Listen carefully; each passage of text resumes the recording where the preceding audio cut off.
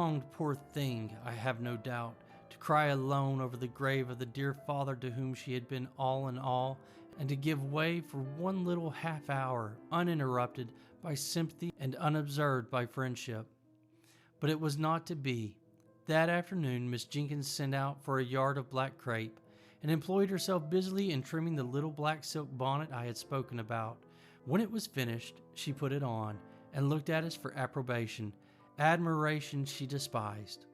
I was full of sorrow, but by one of those whimsical thoughts which come unbidden into our heads in times of deepest grief, I no sooner saw the bonnet than I was reminded of a helmet, and in that hybrid bonnet, half helmet, half jockey cap, did Miss Jenkins attend Captain Brown's funeral, and I believe supported Miss Jessie with a tender, indulgent firmness which was invaluable, allowing her to weep her passionate fill before they left. Miss Pole, Miss Mattie, and I meanwhile attended to Miss Brown, and hard work we found it to relieve her querulous and never-ending complaints. But if we were so weary and dispirited, what must Miss Jessie have been?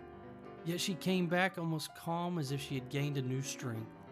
She put off her morning dress and came in, looking pale and gentle, thanking us each with a soft, long pressure of the hand. She could even smile, a faint, sweet, wintry smile, as if to reassure us of her power to endure.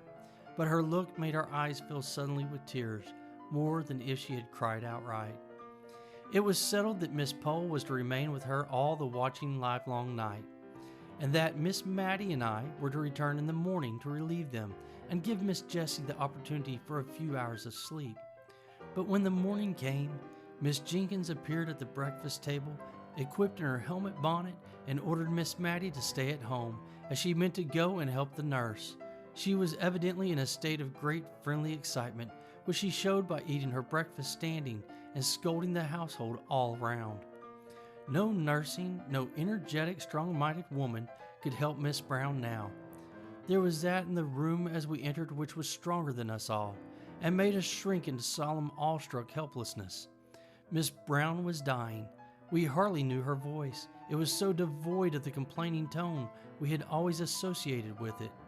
Miss Jessie told me afterwards that it, and her face too, were just what they had been formerly, when her mother's death left her the young, anxious head of the family, of whom only Miss Jessie survived. She was conscious of her sister's presence, though not, I think, of ours. We stood a little behind the curtain. Miss Jessie knelt with her face near her sister's in order to catch the last soft, awful whisper. "Oh, Jessie, Jessie, how selfish I have been. God forgive me for letting you sacrifice yourself for me as you did. I have so loved you, and yet I have thought only of myself. God forgive me." "Hush, love, hush," said Miss Jessie, sobbing. "And my father, my dear, dear father, I will not complain now, if God will give me strength to be patient. But, oh, Jessie, tell my father how I longed and yearned to see him at last, and to ask his forgiveness. He can never know how I loved him. Oh, if I might but tell him, before I die. What a life of sorrow his has been, and I have done so little to cheer him." A light came into Miss Jessie's face. "Would it comfort you, dearest, to think that he does know? Would it comfort you, love, to know that his cares, his sorrows—" Her voice quivered, but she steadied it to calmness. "Mary, he has gone before you to the place where the weary are at rest. He knows now how you loved him." A strange look, which was not distress, came over Miss Brown's face. She did not speak for some time, but then we saw her lips form the words, rather than heard the sound. "Father, Mother, Harry, Archie." Then, as if it were a new idea throwing a filmy shadow over her darkened mind, "But you will be alone, Jessie." Miss Jessie had been feeling this all during the silence, I think, for the tears rode down her cheeks like rain at these words, and she could not answer at first. Then she put her hands together tight and lifted them up and said, "But not to us. Though he slay me, yet will I trust in him." In a few moments more, Miss Brown lay calm and still, never to sorrow or murmur more. After the second funeral, Miss Jenkins insisted that Miss Jessie should come to stay with her rather than go back to the desolate house, which, in fact, we learned from Miss Jessie must now be given up, as she had not wherewithal to maintain it. She had something above £20 a year, besides the interest of the money for which the furniture would sell, but she could not live upon that, and so we talked over her qualifications for earning money. "I can sew neatly," said she, "and I like nursing.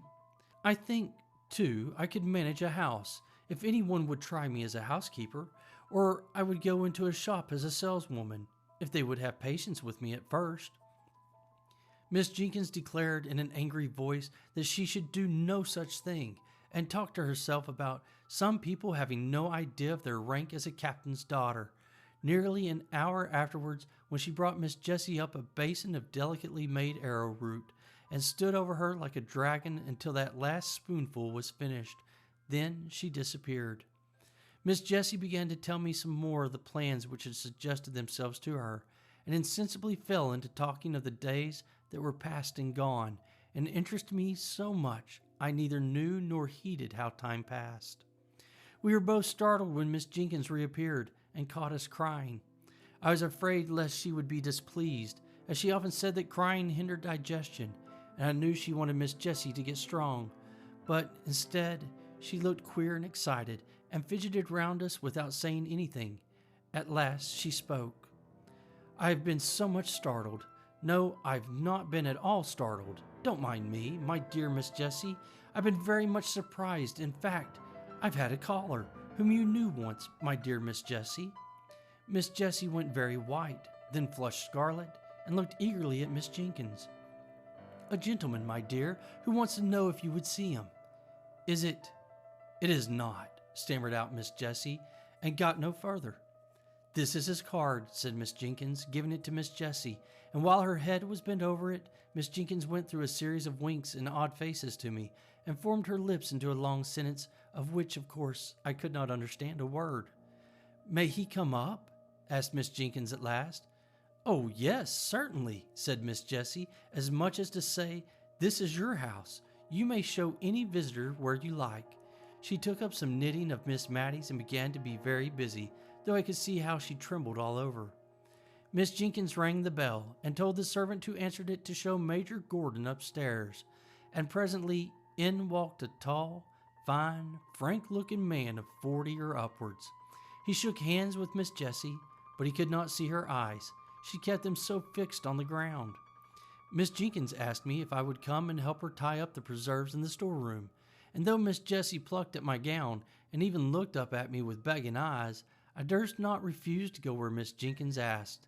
Instead of tying up preserves in the storeroom, however, we went to talk in the dining room, and there Miss Jenkins told me what Major Gordon had told her, how he had served in the same regiment with Captain Brown, and had become acquainted with Miss Jessie, then a sweet-looking, blooming girl of 18, how the acquaintance had grown into love on his part, though it had been some years before he had spoken, how, on becoming possessed, through the will of an uncle, of a good estate in Scotland, he had offered and been refused, though with so much agitation and evident distress that he was sure she was not indifferent to him, and how he had discovered that the obstacle was the fell disease which was even then too surely threatening her sister.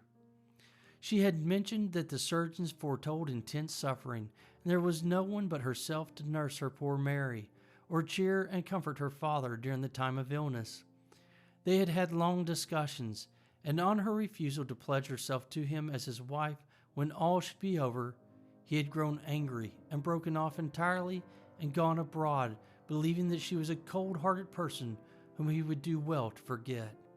He had been traveling in the East and was on his return home when, at Rome, he saw the account of Captain Brown's death in Gallignani. Just then, Miss Mattie, who had been out all the morning and had only lately returned to the house, burst in with a face of dismay and outraged propriety. "Oh, goodness me," she said. "Deborah, there's a gentleman sitting in the drawing-room with his arm round Miss Jessie's waist." Miss Mattie's eyes looked large with terror. Miss Jenkins snubbed her down in an instant. "The most proper place in the world for his arm to be in. Go away, Matilda, and mind your own business." This from her sister, who had hitherto been a model of feminine decorum, was a blow for poor Miss Mattie, and with a double shock she left the room. The last time I ever saw poor Miss Jenkins was many years after this. Miss Gordon had kept up a warm and affectionate intercourse with all at Cranford.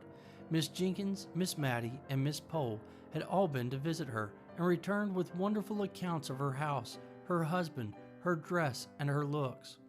For, with happiness, something of her early bloom returned. She had been a year or two younger than we had taken her for. Her eyes were always lovely, and as Miss Gordon, her dimples were not out of place. At the time to which I have referred when I last saw Miss Jenkins, that lady was old and feeble, and had lost something of her strong mind. Little Flora Gordon was staying with Miss Jenkins, and when I came in, she was reading aloud to Miss Jenkins, who lay feeble and changed on the sofa. Flora put down the Rambler when I came in. "Ah," said Miss Jenkins, "you find me changed, my dear. I can't see as I used to do. If Flora were not here to read to me, I hardly know how I should get through the day.